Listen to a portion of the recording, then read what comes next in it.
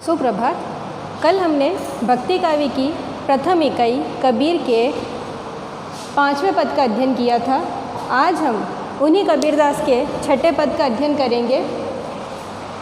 भक्ति काव्य के अंतर्गत जो प्रथम इकाई आपकी है संत कबीर पर आधारित, उसमें कबीरदास जी द्वारा रचित बीजक ग्रंथ के साखी सबद रमेनी जो 3 खंडे हैं, उन तीनों खंडों के पद और दोहे संकलित हैं।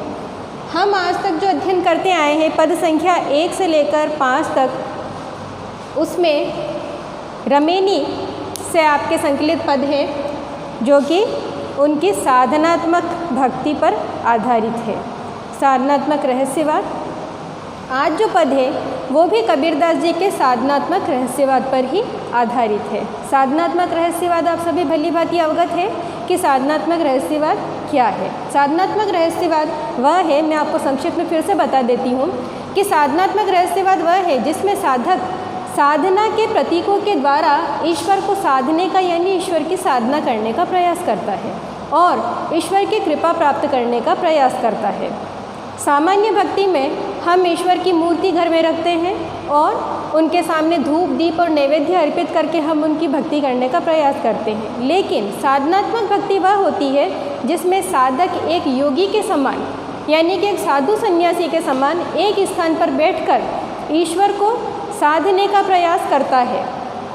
भौतिकता से दूर होकर, सांसारिकता से दूर होकर एक विरक्त यानी एक सन्यासी का भाव मन में पैदा कर लेता है और अपनी शरीर की नाड़ियाँ ईड़ा पिंगला सुषुम्ना, जिसका प्रारंभ और उद्गम स्थल आपका मेरुदंड माना जाता है, उन नाड़ियों को नियंत्रित करने का प्रयास करता है।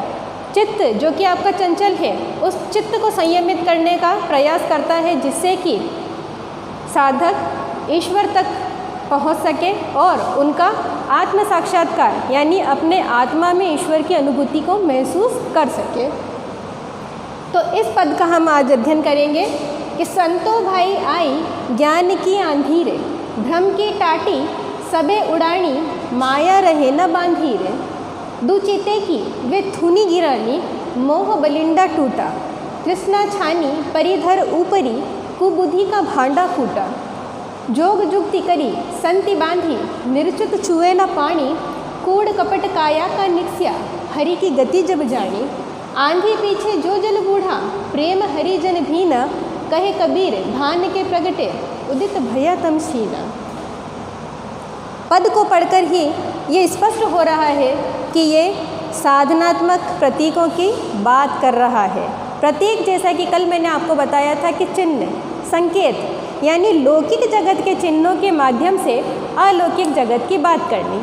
लौकिक अलौकिक के भेद से भी आप अवगत हैं। लौकिक जगत यानी जिसमें हम रह रहे हैं, उस जगत के प्रतीकों के माध्यम से सामान्य कोई भी प्रतीक कवि उसमें लेगा और बात करेगा अलौकिक जगत की यानी ईश्वरीय जगत की, कि उस प्रतीक को उस माध्यम से कैसे जोड़ा जा सकता है जिससे वो अपने ज्ञान से सामान्य लोगों को अवगत करा सके। ईड़ा पिंगला सुषुम्ना सहस्त्रार चक्र, अगर इनकी बात की जाए तो ये शायद सामान्य मनुष्य के लिए समझना आसान नहीं है, लेकिन अगर उन्हें सामान्य प्रतीकों के माध्यम से या सामान्य जगत के चिन्हों के माध्यम से या संकेतों के माध्यम से समझाया जाए तो उनके लिए शायद समझना आसान हो जाए। इसीलिए संत कवियों ने ऐसे प्रतीकों का प्रयोग किया। लेकिन आज जो आपका जो ये पद है, पद संख्या 6, ये क्या है? इसका प्रसंग है कि ज्ञान की आंधी। आप अच्छे तरीके से जानते हैं कि संत कवि जितने भी थे वो निर्गुण ब्रह्म के उपासक थे, ज्ञान की महत्ता को स्वीकार करते थे। ज्ञान शास्त्रों का नहीं, कोई किताबी ज्ञान नहीं, पुस्तकों से ज्ञानार्जन नहीं करते थे, वे निरक्षर थे। वे ज्ञान अर्जन करते थे अपने गुरु के माध्यम से, यानी कोई एक गुरु वे निर्धारित करते थे और उन गुरु से वे दीक्षा लेते थे। उनसे वे ईश्वर की प्राप्ति का मार्ग समझते थे, सीखते थे और उसी मार्ग पर अपनी साधना को पूरी करते थे। तो उस गुरु से प्राप्त ज्ञान की महत्ता को उन्होंने बताया है। कल के पद में हमने जैसे पढ़ा था कि गुरु के ज्ञान की महत्ता कबीर ने बताई थी कि गुरु के ज्ञान का महत्व यह है कि सुई के बारीक से छेद से हाथी जैसा पशु आर पार आ जा सकता है, यानी गुरु के ज्ञान की महत्ता बहुत बड़ी है। और गुरु के ज्ञान और गुरु का स्थान कबीरदास जी ने ईश्वर से भी बड़ा बताया है, क्योंकि साधक जिसे साधने का प्रयास कर रहा है उस मार्ग की अड़चनों को दूर करने में उसकी जो सहायता करता है वो गुरु है। अगर गुरु उसका साथ नहीं दे साधक का और उसे सही मार्ग न बताए, मार्ग से भटका दे, तो क्या साधक अपनी साधना पूर्ण कर पाएगा? ईश्वर का आत्म साक्षात्कार कर पाएगा? कदापि नहीं कर पाएगा।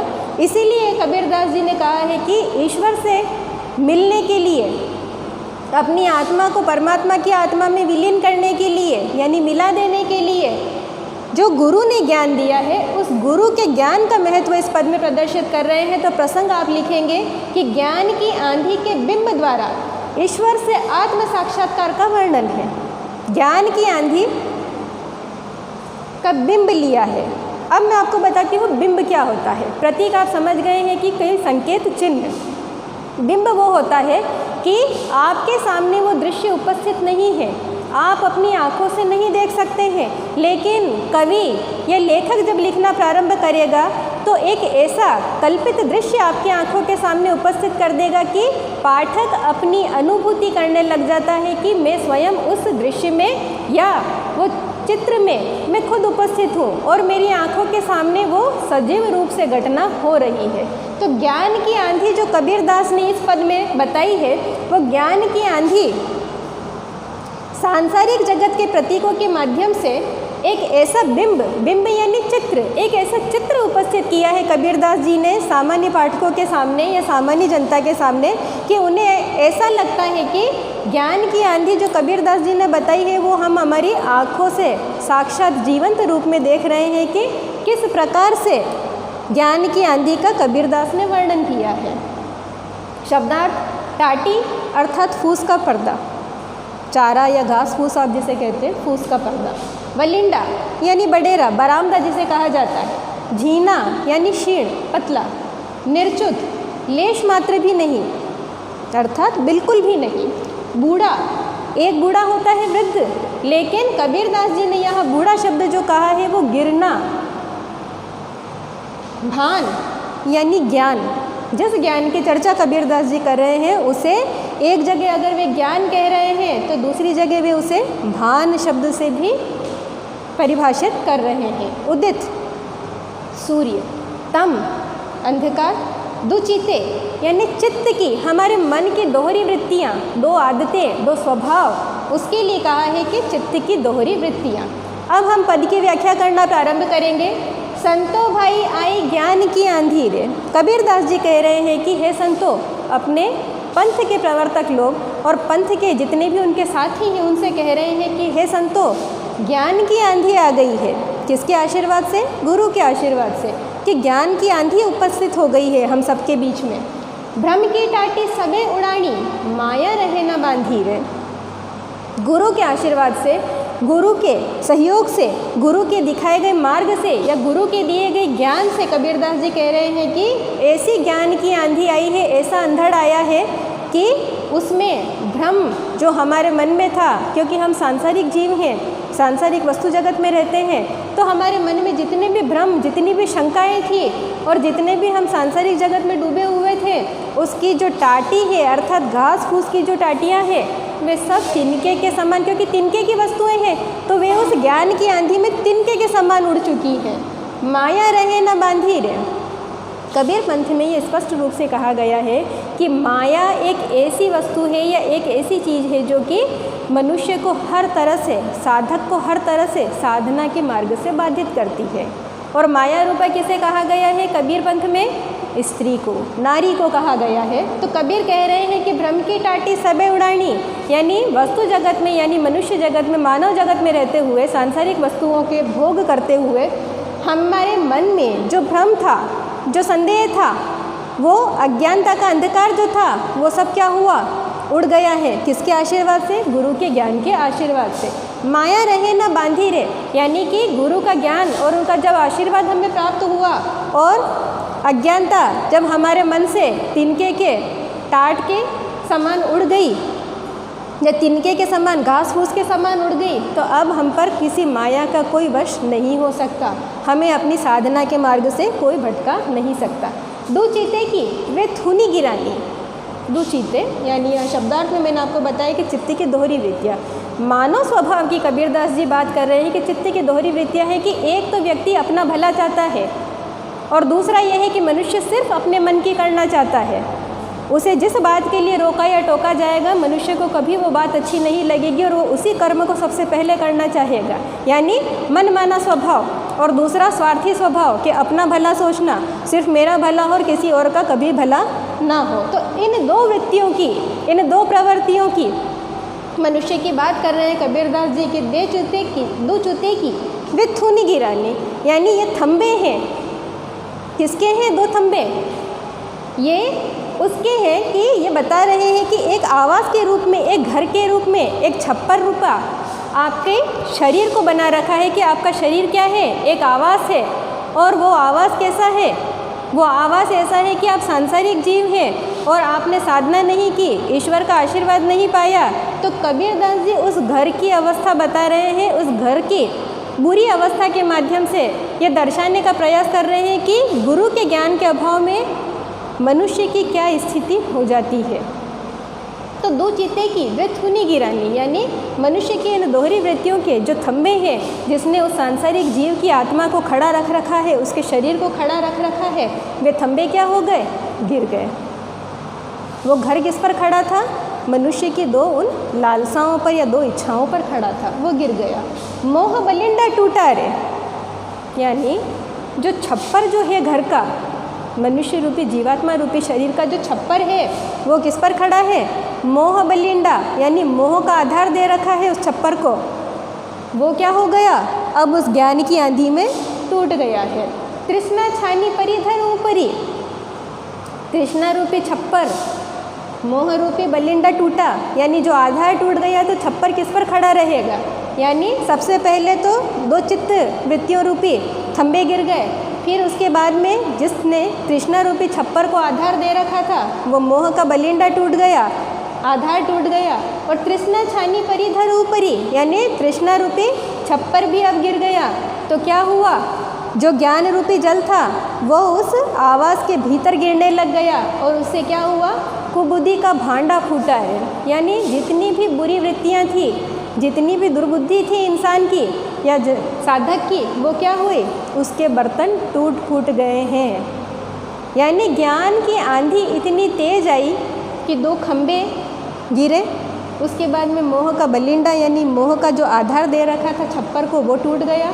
फिर उसके बाद में तृष्णा रूपी जो छप्पर था मानव शरीर द्वारा निर्मित या मानव शरीर के लिए निर्मित, वो टूट गया और कुबुद्धि का भांडा फूटा रे, यानी शरीर के अंदर अब क्या रहा? कुबुद्धि, सुबुद्धि है नहीं। क्यों नहीं है सुबुद्धि? क्योंकि गुरु का ज्ञान उसे प्राप्त नहीं है, तब तक व्यक्ति कुबुद्धि का ही घर बना रहता है। तो वो कुबुद्धि के बर्तन अब क्या हुए? गुरु का ज्ञान रूपी जल जैसे ही उस आवास में पड़ा तो कुबुद्धि के बर्तन, अविवेक के बर्तन फूट गए। जोग जुगति करी संति बांधी, योग और युक्ति के द्वारा, योग यानी साधना के द्वारा और युक्ति यानी उपाय के द्वारा। तो योग की युक्ति यानी उपाय के द्वारा संतों ने इस छप्पर को तोड़ दिया है।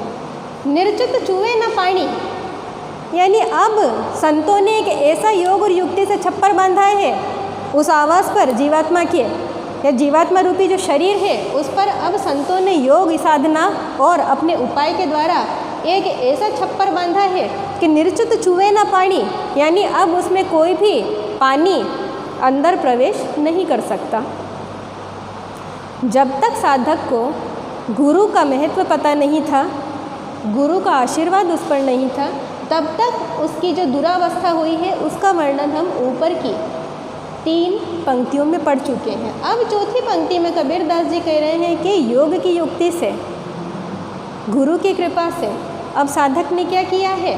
ऐसा छप्पर बांधा है अपनी जीवात्मा, अपने शरीर के ऊपर कि बिल्कुल भी उसमें पानी यानी अविवेक का या कुबुद्धि का पानी उसमें प्रवेश नहीं कर सकता। कूड़ कपट काया का निक्स्या, यानी कूड़ा कचरा, बुराइयाँ, जो भी दोष हम में हैं मानव जीवन के, वो सब अब क्या हो गए? ज्ञान रूपी जल के भीतर प्रवेश करते ही वो शरीर से बाहर हो गए। हरि की गति जब जानी, गुरु के माध्यम से जब साधक को ये पता लग गया कि वास्तविक ईश्वर क्या है, ईश्वर को कैसे पाना है, ईश्वर की साधना कैसे करनी है।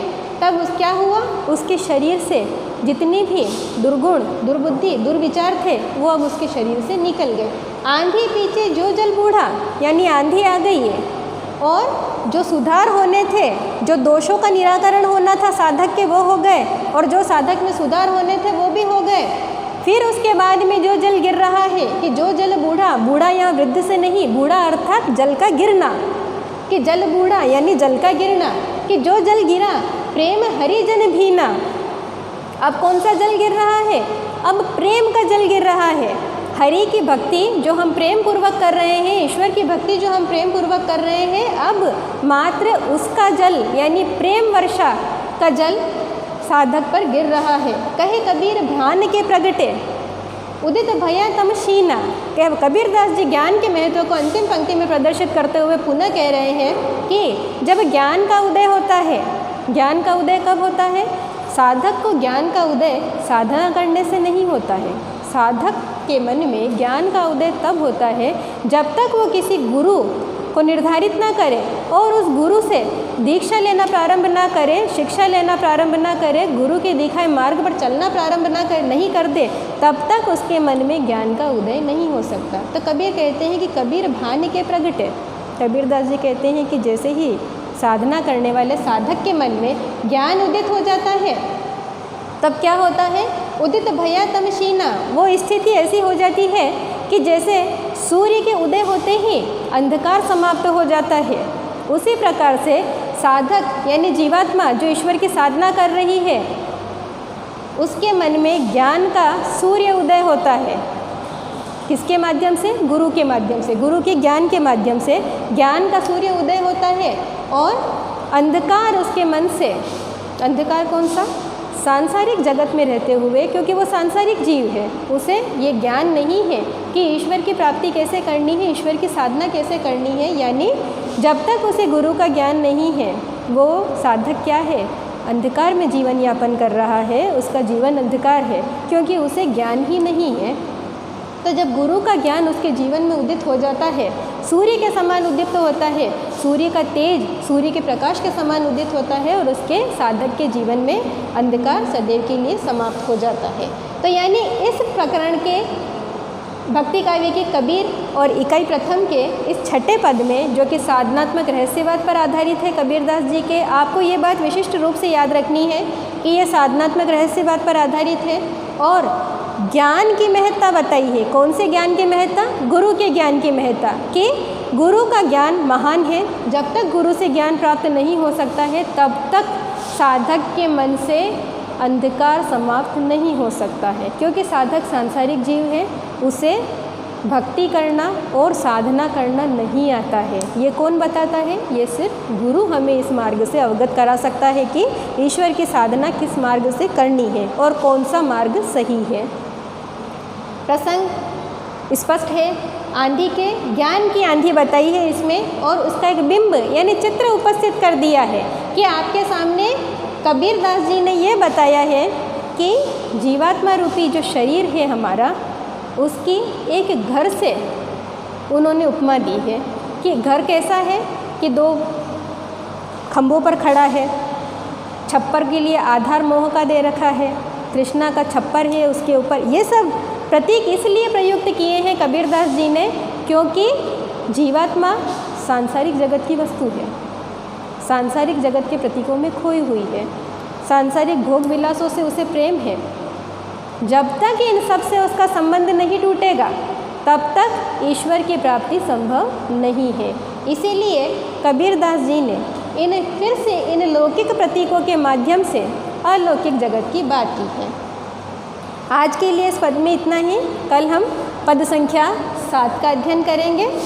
धन्यवाद। सुप्रभात। कल हमने भक्ति काव्य की प्रथम इकाई कबीर के 5वें पद का अध्ययन किया था। आज हम उन्हीं कबीरदास के छठे पद का अध्ययन करेंगे।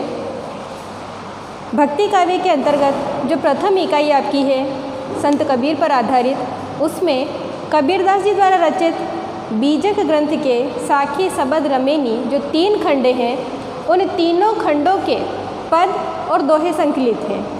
हम आज तक जो अध्ययन करते आए हैं पद संख्या 1 से लेकर 5 तक, उसमें रमेनी से आपके संकलित पद हैं जो कि उनकी साधनात्मक भक्ति पर आधारित है, साधनात्मक रहस्यवाद।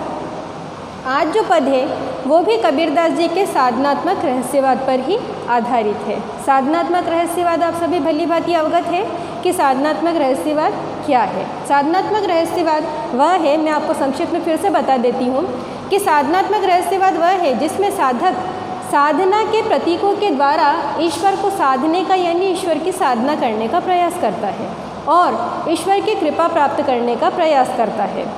सामान्य भक्ति में हम ईश्वर की मूर्ति घर में रखते हैं और उनके सामने धूप दीप और नैवेद्य अर्पित करके हम उनकी भक्ति करने का प्रयास करते हैं। लेकिन साधनात्मक भक्ति वह होती है जिसमें साधक एक योगी के समान यानी कि एक साधु सन्यासी के समान एक स्थान पर बैठकर ईश्वर को साधने का प्रयास करता है। भौतिकता से दूर होकर, सांसारिकता से दूर होकर एक विरक्त यानी एक सन्यासी का भाव मन में पैदा कर लेता है और अपनी शरीर की नाड़ियाँ ईड़ा पिंगला सुषुम्ना, जिसका प्रारंभ और उद्गम स्थल आपका मेरुदंड माना जाता है, उन नाड़ियों को नियंत्रित करने का प्रयास करता है। चित्त जो कि आपका चंचल है, उस चित्त को संयमित करने का प्रयास करता है जिससे कि साधक ईश्वर तक पहुंच सके और उनका आत्म साक्षात्कार यानी अपने आत्मा में ईश्वर की अनुभूति को महसूस कर सके। तो इस पद का हम आज अध्ययन करेंगे कि संतो भाई आई ज्ञान की आंधी रे, भ्रम की टाटी सबे उड़ानी, माया रहे न बांधी रे, दुचिते की वे थुनी गिरानी, मोह बलिंडा टूटा, तृष्णा छानी परिधर ऊपरी, कुबुद्धि का भांडा फूटा, जोग जुक्ति करी संति बांधी, निर्चित छुए न पानी, कूड़ कपट काया का निक्स्या, हरि की गति जब जानी, आंधी पीछे जो जल बूढ़ा, प्रेम हरि जन भीना, कहे कबीर भान के प्रगटे, उदित भया तम सीना। पद को पढ़कर ही ये स्पष्ट हो रहा है कि ये साधनात्मक प्रतीकों की बात कर रहा है। प्रतीक जैसा कि कल मैंने आपको बताया था कि चिन्ह, संकेत यानी लौकिक जगत के चिन्हों के माध्यम से अलौकिक जगत की बात करनी। लौकिक अलौकिक के भेद से भी आप अवगत हैं। लौकिक जगत यानी जिसमें हम रह रहे हैं, उस जगत के प्रतीकों के माध्यम से सामान्य कोई भी प्रतीक कवि उसमें लेगा और बात करेगा अलौकिक जगत की यानी ईश्वरीय जगत की, कि उस प्रतीक को उस माध्यम से कैसे जोड़ा जा सकता है जिससे वो अपने ज्ञान से सामान्य लोगों को अवगत करा सके। ईड़ा पिंगला सुषुम्ना सहस्त्रार चक्र, अगर इनकी बात की जाए तो ये शायद सामान्य मनुष्य के लिए समझना आसान नहीं है, लेकिन अगर उन्हें सामान्य प्रतीकों के माध्यम से या सामान्य जगत के चिन्हों के माध्यम से या संकेतों के माध्यम से समझाया जाए तो उनके लिए शायद समझना आसान हो जाए। इसीलिए संत कवियों ने ऐसे प्रतीकों का प्रयोग किया। लेकिन आज जो आपका जो ये पद है, पद संख्या 6, ये क्या है? इसका प्रसंग है कि ज्ञान की आंधी। आप अच्छे तरीके से जानते हैं कि संत कवि जितने भी थे वो निर्गुण ब्रह्म के उपासक थे, ज्ञान की महत्ता को स्वीकार करते थे। ज्ञान शास्त्रों का नहीं, कोई किताबी ज्ञान नहीं, पुस्तकों से ज्ञानार्जन नहीं करते थे, वे निरक्षर थे। वे ज्ञान अर्जन करते थे अपने गुरु के माध्यम से, यानी कोई एक गुरु वे निर्धारित करते थे और उन गुरु से वे दीक्षा लेते थे। उनसे वे ईश्वर की प्राप्ति का मार्ग समझते थे, सीखते थे और उसी मार्ग पर अपनी साधना को पूरी करते थे।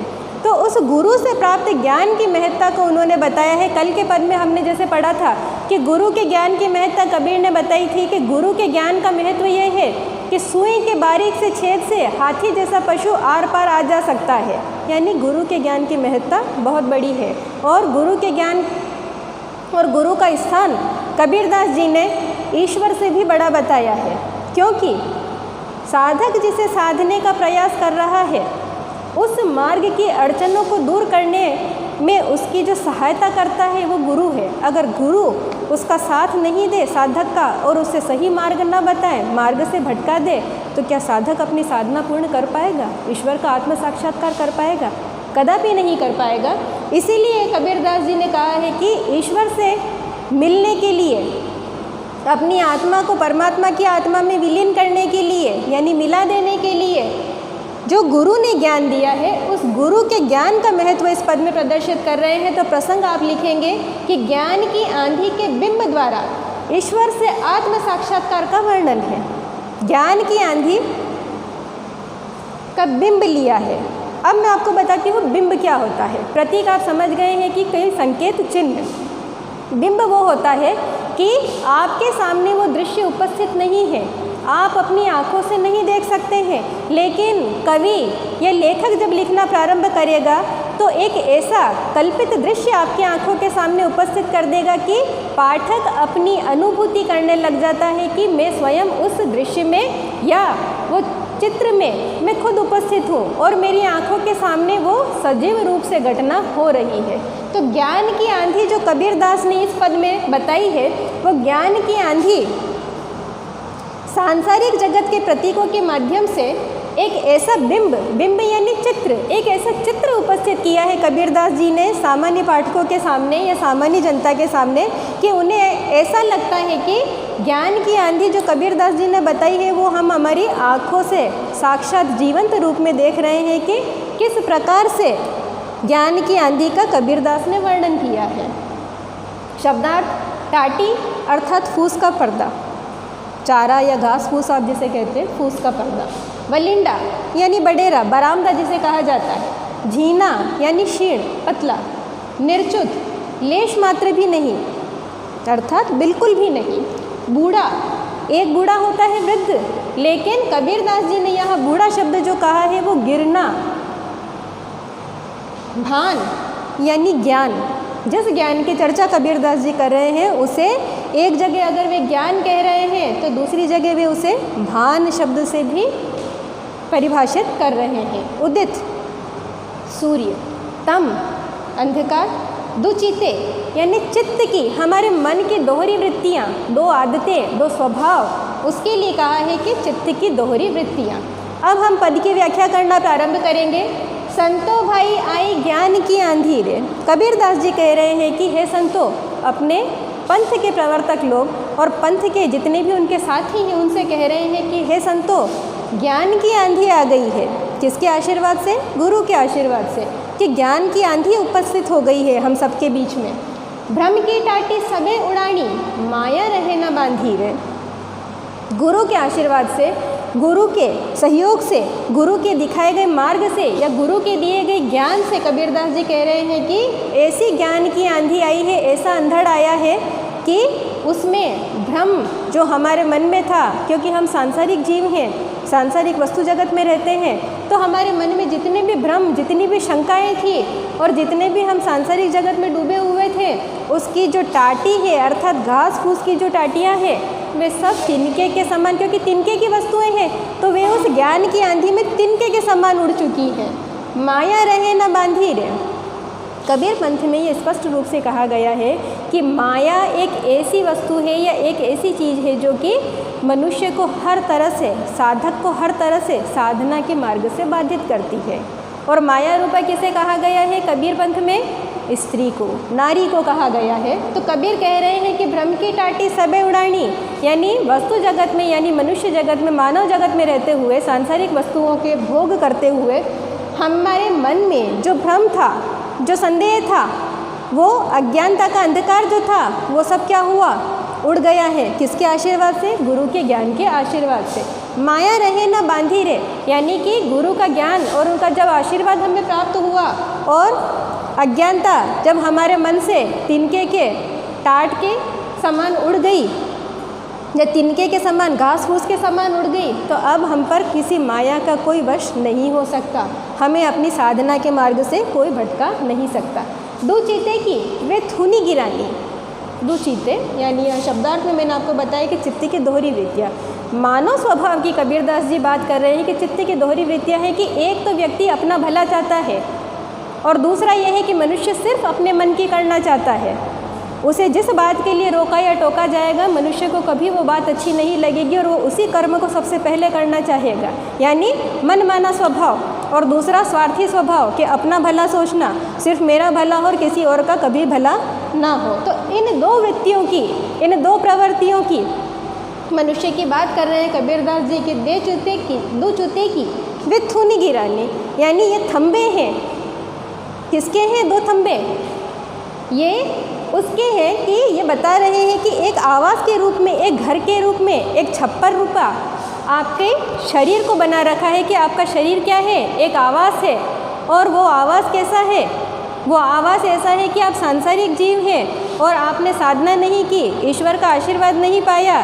तो कबीरदास जी उस घर की अवस्था बता रहे हैं, उस घर की बुरी अवस्था के माध्यम से ये दर्शाने का प्रयास कर रहे हैं कि गुरु के ज्ञान के अभाव में मनुष्य की क्या स्थिति हो जाती है। तो दो चीते की वे थूनी गिरानी, यानी मनुष्य की इन दोहरी वृत्तियों के जो थंबे हैं, जिसने उस सांसारिक जीव की आत्मा को खड़ा रख रखा है, उसके शरीर को खड़ा रख रखा है, वे थंबे क्या हो गए? गिर गए। वो घर किस पर खड़ा था? मनुष्य की दो उन लालसाओं पर या दो इच्छाओं पर खड़ा था, वो गिर गया। मोह बलिंडा टूटा रे, यानी जो छप्पर जो है घर का, मनुष्य रूपी जीवात्मा रूपी शरीर का जो छप्पर है वो किस पर खड़ा है? मोह बलिंडा, यानी मोह का आधार दे रखा है उस छप्पर को। वो क्या हो गया? अब उस ज्ञान की आंधी में टूट गया है। तृष्णा छानी परिधर ऊपरी, तृष्णा रूपी छप्पर, मोह रूपी बलिंडा टूटा, यानी जो आधार टूट गया तो छप्पर किस पर खड़ा रहेगा? यानी सबसे पहले तो दो चित्त वृत्तियों रूपी थंबे गिर गए, फिर उसके बाद में जिसने तृष्णा रूपी छप्पर को आधार दे रखा था वो मोह का बलिंडा टूट गया, आधार टूट गया। और तृष्णा छानी परिधर ऊपरी, यानी तृष्णा रूपी छप्पर भी अब गिर गया। तो क्या हुआ? जो ज्ञान रूपी जल था वो उस आवास के भीतर गिरने लग गया और उससे क्या हुआ? कुबुद्धि का भांडा फूटा है। यानी जितनी भी बुरी वृत्तियाँ थी, जितनी भी दुर्बुद्धि थी इंसान की या साधक की, वो क्या हुए? उसके बर्तन टूट फूट गए हैं। यानी ज्ञान की आंधी इतनी तेज आई कि दो खंबे गिरे, उसके बाद में मोह का बलिंडा यानी मोह का जो आधार दे रखा था छप्पर को वो टूट गया। फिर उसके बाद में तृष्णा रूपी जो छप्पर था मानव शरीर द्वारा निर्मित या मानव शरीर के लिए निर्मित, वो टूट गया और कुबुद्धि का भांडा फूटा रे, यानी शरीर के अंदर अब क्या रहा? कुबुद्धि। सुबुद्धि है नहीं। क्यों नहीं है सुबुद्धि? क्योंकि गुरु का ज्ञान उसे प्राप्त नहीं है, तब तक व्यक्ति कुबुद्धि का ही घर बना रहता है। तो वो कुबुद्धि के बर्तन अब क्या हुए? गुरु का ज्ञान रूपी जल जैसे ही उस आवास में पड़ा तो कुबुद्धि के बर्तन, अविवेक के बर्तन फूट गए। जोग जुगति करी संति बांधी, योग और युक्ति के द्वारा, योग यानी साधना के द्वारा और युक्ति यानी उपाय के द्वारा। तो योग की युक्ति यानी उपाय के द्वारा संतों ने इस छप्पर को तोड़ दिया है। निर्चित चूहे न पानी, यानी अब संतों ने एक ऐसा योग और युक्ति से छप्पर बांधा है उस आवास पर, जीवात्मा के या जीवात्मा रूपी जो शरीर है उस पर अब संतों ने योग साधना और अपने उपाय के द्वारा एक ऐसा छप्पर बांधा है कि निर्चित चूहे ना पानी, यानी अब उसमें कोई भी पानी अंदर प्रवेश नहीं कर सकता। जब तक साधक को गुरु का महत्व पता नहीं था, गुरु का आशीर्वाद उस पर नहीं था, तब तक उसकी जो दुरावस्था हुई है उसका वर्णन हम ऊपर की 3 पंक्तियों में पढ़ चुके हैं। अब चौथी पंक्ति में कबीरदास जी कह रहे हैं कि योग की युक्ति से, गुरु की कृपा से अब साधक ने क्या किया है? ऐसा छप्पर बांधा है अपनी जीवात्मा, अपने शरीर के ऊपर कि बिल्कुल भी उसमें पानी यानी अविवेक का या कुबुद्धि का पानी उसमें प्रवेश नहीं कर सकता। कूड़ कपट काया का निक्स्या, यानी कूड़ा कचरा, बुराइयाँ, जो भी दोष हम में हैं मानव जीवन के, वो सब अब क्या हो गए? ज्ञान रूपी जल के भीतर प्रवेश करते ही वो शरीर से बाहर हो गए। हरि की गति जब जानी, गुरु के माध्यम से जब साधक को ये पता लग गया कि वास्तविक ईश्वर क्या है, ईश्वर को कैसे पाना है, ईश्वर की साधना कैसे करनी है, तब क्या हुआ? उसके शरीर से जितनी भी दुर्गुण, दुर्बुद्धि, दुर्विचार थे वो अब उसके शरीर से निकल गए। आंधी पीछे जो जल बूढ़ा, यानी आंधी आ गई है, और जो सुधार होने थे, जो दोषों का निराकरण होना था साधक के, वो हो गए, और जो साधक में सुधार होने थे वो भी हो गए। फिर उसके बाद में जो जल गिर रहा है कि जो जल बूढ़ा, बूढ़ा यहाँ वृद्ध से नहीं, बूढ़ा अर्थात जल का गिरना, कि जल बूढ़ा यानी जल का गिरना, कि जो जल गिरा प्रेम हरिजन भीना। अब कौन सा जल गिर रहा है? अब प्रेम का जल गिर रहा है। हरि की भक्ति जो हम प्रेम पूर्वक कर रहे हैं, ईश्वर की भक्ति जो हम प्रेम पूर्वक कर रहे हैं, अब मात्र उसका जल यानी प्रेम वर्षा का जल साधक पर गिर रहा है। कहे कबीर ध्यान के प्रगटे उदित भया तम शीना। कबीरदास जी ज्ञान के महत्व को अंतिम पंक्ति में प्रदर्शित करते हुए पुनः कह रहे हैं कि जब ज्ञान का उदय होता है, ज्ञान का उदय कब होता है? साधक को ज्ञान का उदय साधना करने से नहीं होता है। साधक के मन में ज्ञान का उदय तब होता है जब तक वो किसी गुरु को निर्धारित ना करे और उस गुरु से दीक्षा लेना प्रारंभ ना करे, शिक्षा लेना प्रारंभ ना करे, गुरु के दिखाए मार्ग पर चलना प्रारंभ नहीं कर दे, तब तक उसके मन में ज्ञान का उदय नहीं हो सकता। तो कबीर कहते हैं कि कबीर भान के प्रगटे। कबीरदास जी कहते हैं कि जैसे ही साधना करने वाले साधक के मन में ज्ञान उदित हो जाता है, तब क्या होता है? उदित भया तमशीना। वो स्थिति ऐसी हो जाती है कि जैसे सूर्य के उदय होते ही अंधकार समाप्त हो जाता है, उसी प्रकार से साधक यानी जीवात्मा जो ईश्वर की साधना कर रही है, उसके मन में ज्ञान का सूर्य उदय होता है। किसके माध्यम से? गुरु के माध्यम से, गुरु के ज्ञान के माध्यम से ज्ञान का सूर्य उदय होता है। और अंधकार उसके मन से, अंधकार कौन सा? सांसारिक जगत में रहते हुए, क्योंकि वो सांसारिक जीव है, उसे ये ज्ञान नहीं है कि ईश्वर की प्राप्ति कैसे करनी है, ईश्वर की साधना कैसे करनी है। यानी जब तक उसे गुरु का ज्ञान नहीं है, वो साधक क्या है? अंधकार में जीवन यापन कर रहा है, उसका जीवन अंधकार है, क्योंकि उसे ज्ञान ही नहीं है। तो जब गुरु का ज्ञान उसके जीवन में उदित हो जाता है, सूर्य के समान उदित होता है, सूर्य का तेज सूर्य के प्रकाश के समान उदित होता है, और उसके साधक के जीवन में अंधकार सदैव के लिए समाप्त हो जाता है। तो यानी इस प्रकरण के भक्ति काव्य के कबीर और इकाई प्रथम के इस छठे पद में, जो कि साधनात्मक रहस्यवाद पर आधारित है कबीरदास जी के, आपको ये बात विशिष्ट रूप से याद रखनी है कि ये साधनात्मक रहस्यवाद पर आधारित है और ज्ञान की महत्ता बताई है। कौन से ज्ञान की महत्ता? गुरु के ज्ञान की महत्ता, कि गुरु का ज्ञान महान है। जब तक गुरु से ज्ञान प्राप्त नहीं हो सकता है, तब तक साधक के मन से अंधकार समाप्त नहीं हो सकता है, क्योंकि साधक सांसारिक जीव है, उसे भक्ति करना और साधना करना नहीं आता है। ये कौन बताता है? ये सिर्फ गुरु हमें इस मार्ग से अवगत करा सकता है कि ईश्वर की साधना किस मार्ग से करनी है और कौन सा मार्ग सही है।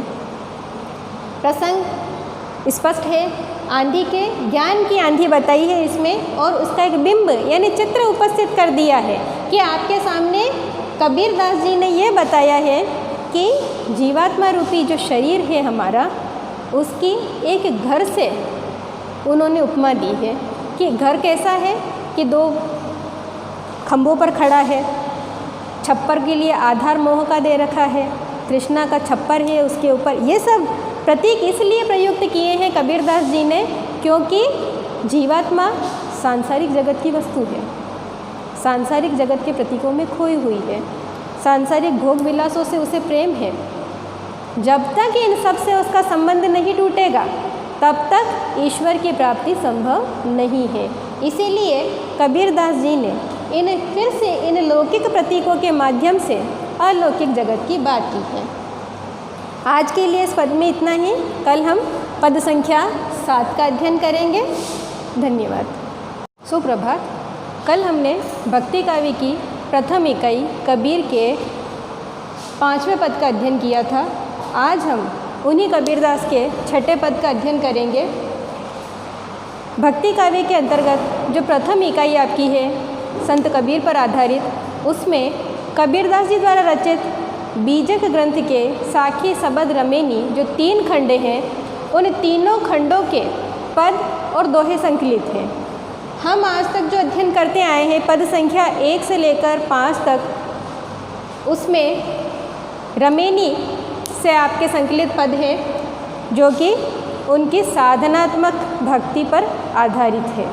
साधनात्मक रहस्यवाद, आज जो पद है वो भी कबीरदास जी के साधनात्मक रहस्यवाद पर ही आधारित है। साधनात्मक रहस्यवाद आप सभी भली भांति अवगत है कि साधनात्मक रहस्यवाद क्या है। साधनात्मक रहस्यवाद वह है, मैं आपको संक्षिप्त में फिर से बता देती हूँ कि साधनात्मक रहस्यवाद वह है जिसमें साधक साधना के प्रतीकों के द्वारा ईश्वर को साधने का यानी ईश्वर की साधना करने का प्रयास करता है और ईश्वर की कृपा प्राप्त करने का प्रयास करता है।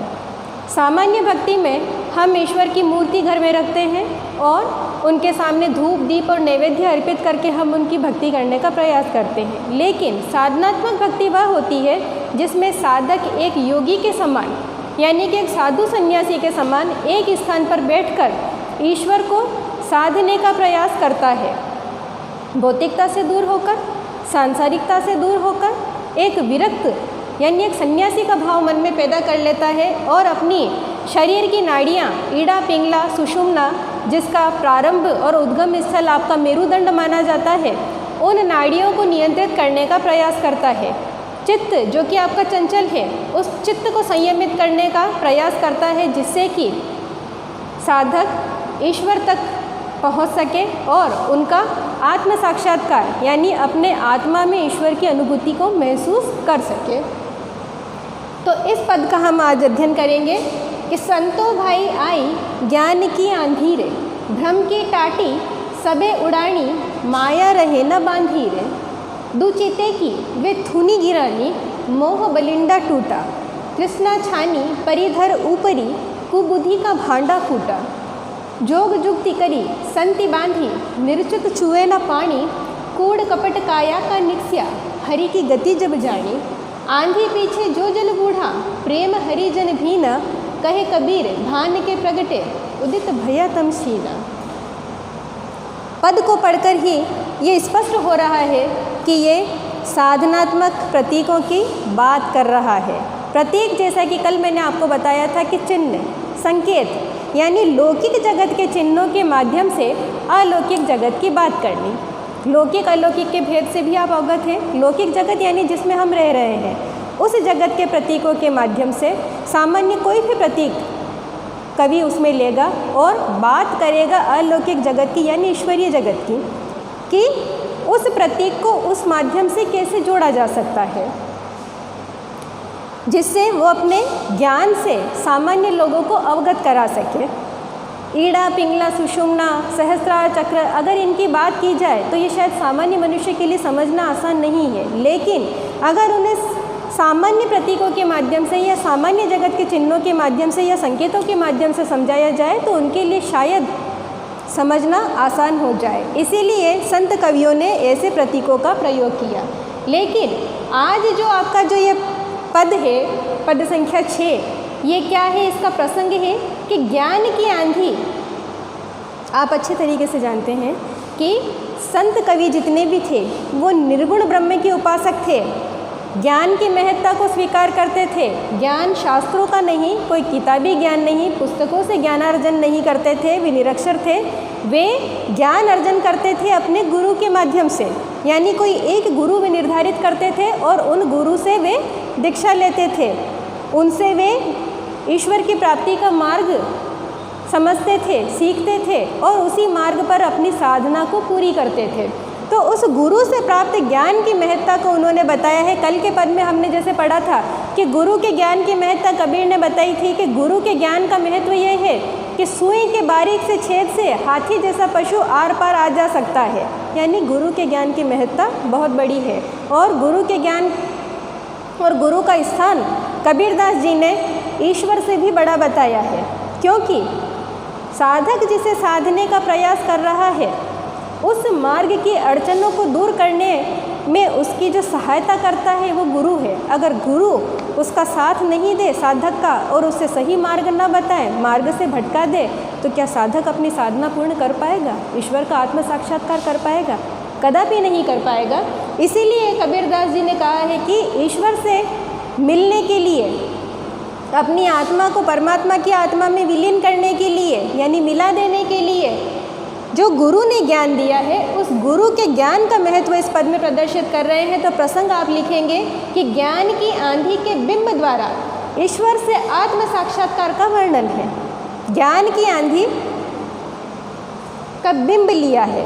अब मैं आपको बताती हूँ बिंब क्या होता है। प्रतीक आप समझ गए हैं कि कई संकेत चिन्ह। बिंब वो होता है कि आपके सामने वो दृश्य उपस्थित नहीं है, आप अपनी आँखों से नहीं देख सकते हैं, लेकिन कवि या लेखक जब लिखना प्रारंभ करेगा तो एक ऐसा कल्पित दृश्य आपकी आंखों के सामने उपस्थित कर देगा कि पाठक अपनी अनुभूति करने लग जाता है कि मैं स्वयं उस दृश्य में या वो चित्र में मैं खुद उपस्थित हूँ और मेरी आंखों के सामने वो सजीव रूप से घटना हो रही है। तो ज्ञान की आंधी जो कबीरदास ने इस पद में बताई है, वो ज्ञान की आंधी सांसारिक जगत के प्रतीकों के माध्यम से एक ऐसा बिंब यानी चित्र, एक ऐसा चित्र उपस्थित किया है कबीरदास जी ने सामान्य पाठकों के सामने या सामान्य जनता के सामने कि उन्हें ऐसा लगता है कि ज्ञान की आंधी जो कबीरदास जी ने बताई है वो हम हमारी आँखों से साक्षात जीवंत रूप में देख रहे हैं कि किस प्रकार से ज्ञान की आंधी का कबीरदास ने वर्णन किया है। शब्दार्थ टाटी अर्थात फूस का पर्दा, चारा या घास फूस आप जिसे कहते हैं, फूस का पर्दा। वलिंडा यानी बडेरा, बरामदा जिसे कहा जाता है। झीना यानी क्षीण पतला। निर्चुत लेश मात्र भी नहीं अर्थात बिल्कुल भी नहीं। बूढ़ा, एक बूढ़ा होता है वृद्ध, लेकिन कबीरदास जी ने यहाँ बूढ़ा शब्द जो कहा है वो गिरना। भान यानी ज्ञान, जिस ज्ञान की चर्चा कबीरदास जी कर रहे हैं उसे एक जगह अगर वे ज्ञान कह रहे हैं तो दूसरी जगह वे उसे भान शब्द से भी परिभाषित कर रहे हैं। उदित सूर्य, तम अंधकार, दुचिते यानी चित्त की, हमारे मन की दोहरी वृत्तियाँ, दो आदतें, दो स्वभाव, उसके लिए कहा है कि चित्त की दोहरी वृत्तियाँ। अब हम पद की व्याख्या करना प्रारंभ करेंगे। संतो भाई आई ज्ञान की आंधी रे। कबीरदास जी कह रहे हैं कि हे संतो, अपने पंथ के प्रवर्तक लोग और पंथ के जितने भी उनके साथी हैं उनसे कह रहे हैं कि हे संतो, ज्ञान की आंधी आ गई है। किसके आशीर्वाद से? गुरु के आशीर्वाद से, कि ज्ञान की आंधी उपस्थित हो गई है हम सबके बीच में। भ्रम की टाटी सबे उड़ानी, माया रहे न बांधी रे। गुरु के आशीर्वाद से, गुरु के सहयोग से, गुरु के दिखाए गए मार्ग से या गुरु के दिए गए ज्ञान से कबीरदास जी कह रहे हैं कि ऐसी ज्ञान की आंधी आई है, ऐसा अंधड़ आया है कि उसमें भ्रम जो हमारे मन में था, क्योंकि हम सांसारिक जीव हैं, सांसारिक वस्तु जगत में रहते हैं, तो हमारे मन में जितने भी भ्रम, जितनी भी शंकाएं थी और जितने भी हम सांसारिक जगत में डूबे हुए थे, उसकी जो टाटी है अर्थात घास फूस की जो टाटियाँ हैं वे सब तिनके के समान, क्योंकि तिनके की वस्तुएं हैं तो वे उस ज्ञान की आंधी में तिनके के समान उड़ चुकी हैं।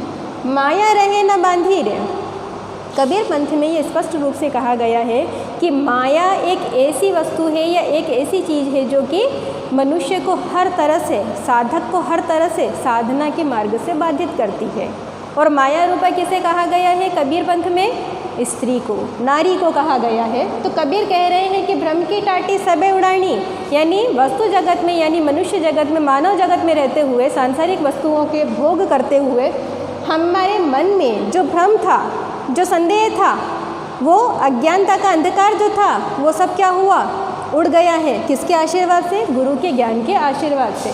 माया रहे ना बांधी रे, यानी कि गुरु का ज्ञान और उनका जब आशीर्वाद हमें प्राप्त हुआ और अज्ञानता जब हमारे मन से तिनके के टाट के समान उड़ गई या तिनके के समान, घास फूस के समान उड़ गई, तो अब हम पर किसी माया का कोई वश नहीं हो सकता, हमें अपनी साधना के मार्ग से कोई भटका नहीं सकता। दो चीते की वे थूनी गिरानी। दो चीते यानी यह शब्दार्थ में मैंने आपको बताया कि चित्त की दोहरी वृत्तियाँ, मानव स्वभाव की कबीरदास जी बात कर रहे हैं कि चित्त की दोहरी वृत्तियाँ हैं कि एक तो व्यक्ति अपना भला चाहता है और दूसरा यह है कि मनुष्य सिर्फ अपने मन की करना चाहता है। उसे जिस बात के लिए रोका या टोका जाएगा, मनुष्य को कभी वो बात अच्छी नहीं लगेगी और वो उसी कर्म को सबसे पहले करना चाहेगा, यानी मनमाना स्वभाव। और दूसरा स्वार्थी स्वभाव कि अपना भला सोचना, सिर्फ मेरा भला और किसी और का कभी भला ना हो। तो इन दो वृत्तियों की, इन दो प्रवृत्तियों की मनुष्य की बात कर रहे हैं कबीरदास जी के दो चूते की वे थूनी गिरानी, यानी ये थंबे हैं। किसके हैं? 2 थंबे। ये उसके हैं कि ये बता रहे हैं कि एक आवास के रूप में, एक घर के रूप में, एक छप्पर रूपा आपके शरीर को बना रखा है कि आपका शरीर क्या है? एक आवास है। और वो आवास कैसा है? वो आवास ऐसा है कि आप सांसारिक जीव हैं और आपने साधना नहीं की, ईश्वर का आशीर्वाद नहीं पाया। तो कबीरदास जी उस घर की अवस्था बता रहे हैं, उस घर की बुरी अवस्था के माध्यम से ये दर्शाने का प्रयास कर रहे हैं कि गुरु के ज्ञान के अभाव में मनुष्य की क्या स्थिति हो जाती है। तो 2 चित्ते की वे थूनी गिरानी, यानी मनुष्य की इन दोहरी वृत्तियों के जो थंबे हैं, जिसने उस सांसारिक जीव की आत्मा को खड़ा रख रखा है, उसके शरीर को खड़ा रख रखा है, वे थंबे क्या हो गए? गिर गए। वो घर किस पर खड़ा था? मनुष्य की 2 उन लालसाओं पर या 2 इच्छाओं पर खड़ा था, वो गिर गया। मोह बलिंडा टूटा रे, यानी जो छप्पर जो है घर का, मनुष्य रूपी जीवात्मा रूपी शरीर का जो छप्पर है, वो किस पर खड़ा है? मोह बलिंडा, यानी मोह का आधार दे रखा है उस छप्पर को। वो क्या हो गया? अब उस ज्ञान की आंधी में टूट गया है। तृष्णा छानी परिधर ऊपरी, तृष्णा रूपी छप्पर, मोह रूपी बलिंडा टूटा, यानी जो आधार टूट गया तो छप्पर किस पर खड़ा रहेगा? यानी सबसे पहले तो 2 चित्त वृत्तियों रूपी थंबे गिर गए, फिर उसके बाद में जिसने तृष्णा रूपी छप्पर को आधार दे रखा था, वो मोह का बलिंडा टूट गया, आधार टूट गया। और तृष्णा छानी परिधर ऊपरी, यानी तृष्णा रूपी छप्पर भी अब गिर गया। तो क्या हुआ? जो ज्ञान रूपी जल था वो उस आवास के भीतर गिरने लग गया और उससे क्या हुआ? कुबुद्धि का भांडा फूटा है, यानी जितनी भी बुरी वृत्तियाँ थी, जितनी भी दुर्बुद्धि थी इंसान की या साधक की, वो क्या हुई? उसके बर्तन टूट फूट गए हैं। यानी ज्ञान की आंधी इतनी तेज आई कि 2 खंबे गिरे, उसके बाद में मोह का बलिंडा यानी मोह का जो आधार दे रखा था छप्पर को, वो टूट गया। फिर उसके बाद में तृष्णा रूपी जो छप्पर था मानव शरीर द्वारा निर्मित या मानव शरीर के लिए निर्मित, वो टूट गया और कुबुद्धि का भांडा फूटा रे, यानी शरीर के अंदर अब क्या रहा? कुबुद्धि। सुबुद्धि है नहीं। क्यों नहीं है सुबुद्धि? क्योंकि गुरु का ज्ञान उसे प्राप्त नहीं है, तब तक व्यक्ति कुबुद्धि का ही घर बना रहता है। तो वो कुबुद्धि के बर्तन अब क्या हुए? गुरु का ज्ञान रूपी जल जैसे ही उस आवास में पड़ा तो कुबुद्धि के बर्तन, अविवेक के बर्तन फूट गए। जोग जुगति करी संति बांधी, योग और युक्ति के द्वारा, योग यानी साधना के द्वारा और युक्ति यानी उपाय के द्वारा। तो योग की युक्ति यानी उपाय के द्वारा संतों ने इस छप्पर को तोड़ दिया है। निर्चित चूहे न पानी, यानी अब संतों ने एक ऐसा योग और युक्ति से छप्पर बांधा है उस आवास पर, जीवात्मा के या जीवात्मा रूपी जो शरीर है उस पर अब संतों ने योग साधना और अपने उपाय के द्वारा एक ऐसा छप्पर बांधा है कि निर्चित चूहे ना पानी, यानी अब उसमें कोई भी पानी अंदर प्रवेश नहीं कर सकता। जब तक साधक को गुरु का महत्व पता नहीं था, गुरु का आशीर्वाद उस पर नहीं था, तब तक उसकी जो दुरावस्था हुई है उसका वर्णन हम ऊपर की 3 पंक्तियों में पढ़ चुके हैं। अब चौथी पंक्ति में कबीरदास जी कह रहे हैं कि योग की युक्ति से, गुरु की कृपा से अब साधक ने क्या किया है? ऐसा छप्पर बांधा है अपनी जीवात्मा, अपने शरीर के ऊपर कि बिल्कुल भी उसमें पानी यानी अविवेक का या कुबुद्धि का पानी उसमें प्रवेश नहीं कर सकता। कूड़ कपट काया का निक्स्या, यानी कूड़ा कचरा, बुराइयाँ, जो भी दोष हम में है मानव जीवन के, वो सब अब क्या हो गए? ज्ञान रूपी जल के भीतर प्रवेश करते ही वो शरीर से बाहर हो गए। हरि की गति जब जानी, गुरु के माध्यम से जब साधक को ये पता लग गया कि वास्तविक ईश्वर क्या है, ईश्वर को कैसे पाना है, ईश्वर की साधना कैसे करनी है, तब उस क्या हुआ? उसके शरीर से जितनी भी दुर्गुण, दुर्बुद्धि, दुर्विचार थे वो अब उसके शरीर से निकल गए। आंधी पीछे जो जल बूढ़ा, यानी आंधी आ गई है और जो सुधार होने थे, जो दोषों का निराकरण होना था साधक के, वो हो गए और जो साधक में सुधार होने थे वो भी हो गए। फिर उसके बाद में जो जल गिर रहा है कि जो जल बूढ़ा, बूढ़ा यहाँ वृद्ध से नहीं, बूढ़ा अर्थात जल का गिरना, कि जल बूढ़ा यानी जल का गिरना, कि जो जल गिरा प्रेम हरिजन भीना। अब कौन सा जल गिर रहा है? अब प्रेम का जल गिर रहा है। हरि की भक्ति जो हम प्रेम पूर्वक कर रहे हैं, ईश्वर की भक्ति जो हम प्रेम पूर्वक कर रहे हैं, अब मात्र उसका जल यानी प्रेम वर्षा का जल साधक पर गिर रहा है। कहे कबीर ध्यान के प्रगटे उदित भया तमशीना। कबीरदास जी ज्ञान के महत्व को अंतिम पंक्ति में प्रदर्शित करते हुए पुनः कह रहे हैं कि जब ज्ञान का उदय होता है, ज्ञान का उदय कब होता है? साधक को ज्ञान का उदय साधना करने से नहीं होता है। साधक के मन में ज्ञान का उदय तब होता है जब तक वो किसी गुरु को निर्धारित ना करे और उस गुरु से दीक्षा लेना प्रारंभ ना करे, शिक्षा लेना प्रारंभ ना करे, गुरु के दिखाए मार्ग पर चलना प्रारंभ नहीं कर दे, तब तक उसके मन में ज्ञान का उदय नहीं हो सकता। तो कबीर कहते हैं कि कबीर भान के प्रगटे। कबीरदास जी कहते हैं कि जैसे ही साधना करने वाले साधक के मन में ज्ञान उदित हो जाता है, तब क्या होता है? उदित भया तमशीना। वो स्थिति ऐसी हो जाती है कि जैसे सूर्य के उदय होते ही अंधकार समाप्त हो जाता है, उसी प्रकार से साधक यानी जीवात्मा जो ईश्वर की साधना कर रही है, उसके मन में ज्ञान का सूर्य उदय होता है। किसके माध्यम से? गुरु के माध्यम से, गुरु के ज्ञान के माध्यम से ज्ञान का सूर्य उदय होता है और अंधकार उसके मन से, अंधकार कौन सा? सांसारिक जगत में रहते हुए, क्योंकि वो सांसारिक जीव है, उसे ये ज्ञान नहीं है कि ईश्वर की प्राप्ति कैसे करनी है, ईश्वर की साधना कैसे करनी है। यानी जब तक उसे गुरु का ज्ञान नहीं है, वो साधक क्या है? अंधकार में जीवन यापन कर रहा है, उसका जीवन अंधकार है, क्योंकि उसे ज्ञान ही नहीं है। तो जब गुरु का ज्ञान उसके जीवन में उदित हो जाता है, सूर्य के समान उदित होता है, सूर्य का तेज सूर्य के प्रकाश के समान उदित होता है और उसके साधक के जीवन में अंधकार सदैव के लिए समाप्त हो जाता है। तो यानी इस प्रकरण के भक्ति काव्य के कबीर और इकाई प्रथम के इस छठे पद में, जो कि साधनात्मक रहस्यवाद पर आधारित है कबीरदास जी के, आपको ये बात विशिष्ट रूप से याद रखनी है कि ये साधनात्मक रहस्यवाद पर आधारित है और ज्ञान की महत्ता बताई है। कौन से ज्ञान की महत्ता? गुरु के ज्ञान की महत्ता, कि गुरु का ज्ञान महान है। जब तक गुरु से ज्ञान प्राप्त नहीं हो सकता है, तब तक साधक के मन से अंधकार समाप्त नहीं हो सकता है, क्योंकि साधक सांसारिक जीव है, उसे भक्ति करना और साधना करना नहीं आता है। ये कौन बताता है? ये सिर्फ गुरु हमें इस मार्ग से अवगत करा सकता है कि ईश्वर की साधना किस मार्ग से करनी है और कौन सा मार्ग सही है। प्रसंग स्पष्ट है, आंधी के ज्ञान की आंधी बताई है इसमें, और उसका एक बिंब यानी चित्र उपस्थित कर दिया है कि आपके सामने कबीरदास जी ने ये बताया है कि जीवात्मा रूपी जो शरीर है हमारा, उसकी एक घर से उन्होंने उपमा दी है कि घर कैसा है कि दो खंभों पर खड़ा है, छप्पर के लिए आधार मोह का दे रखा है, तृष्णा का छप्पर है उसके ऊपर। ये सब प्रतीक इसलिए प्रयुक्त किए हैं कबीरदास जी ने क्योंकि जीवात्मा सांसारिक जगत की वस्तु है, सांसारिक जगत के प्रतीकों में खोई हुई है, सांसारिक भोग विलासों से उसे प्रेम है। जब तक इन सब से उसका संबंध नहीं टूटेगा, तब तक ईश्वर की प्राप्ति संभव नहीं है।